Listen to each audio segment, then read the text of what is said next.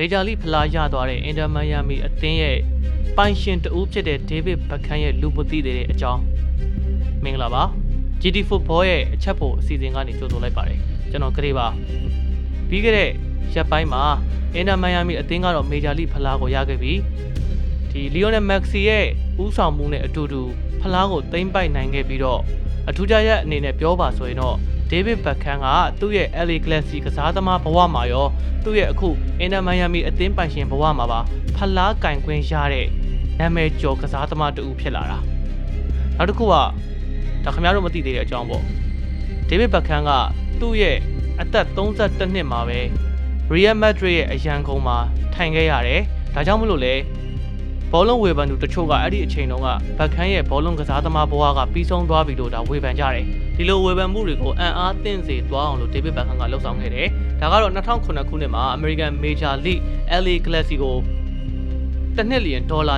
6.5 သန်းနဲ့စာချုပ်နဲ့အတူတူဘက်ခန်ကစာချုပ်ချုပ်ခဲ့တာအဲ့တော့ဒီစာချုပ်ထဲမှာလည်းလှုပ်ဝက်ချက်တစ်ခုကိုထည့်သွင်းပြီးတော့မှစာချုပ်ချုပ်ခဲ့တယ်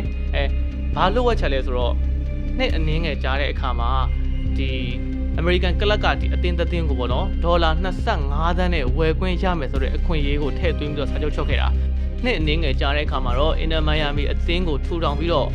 ဒီနာမည်ကျော်ဘောလုံးကစားသမားတွေဖြစ်တဲ့လီယိုနယ်မက်ဆီတို့လူးဝစ်ဆွာရက်တို့လိုကစားသမားတွေကိုဖြည့်တင်းပြီးတော့မှအင်တာမိုင်ယာမီအသင်းကအခုဆိုလို့ရှိရင်တော့တော်တော်လေး T squad လည်းကောင်းသွားပြီးတော့မှအမေရိကန်မေဂျာလိဖလားကိုလည်းစုကူးနိုင်ခဲ့တယ်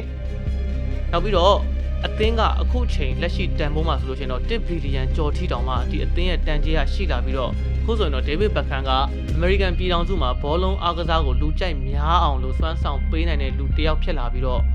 ဘက်ခန်ရဲ့ချမ်းသာကြွယ်ဝမှုကဆိုလို့ရှိရင်လည်းစုစုပေါင်းဒေါ်လာတန်450ကျော်ထိရှိလာတယ်ပြီးတော့ဘက်ခန်ကသူ့ရဲ့နာမည်ကျော်ကြားမှုကိုစီးစိမ်ဥစ္စာအဖြစ်သို့ပြောင်းလဲထားတဲ့နာမည်ကျော်ကစားသမားတူဖြစ်ပါတယ်ခင်ဗျဒီအကြောင်းကိုတော့အချက်ပိုကဏ္ဍကတင်ဆက်ပေးခဲ့တာပါနောက်ထပ်ဗီဒီယိုတွေမှာပြန်တွေ့ပါမယ်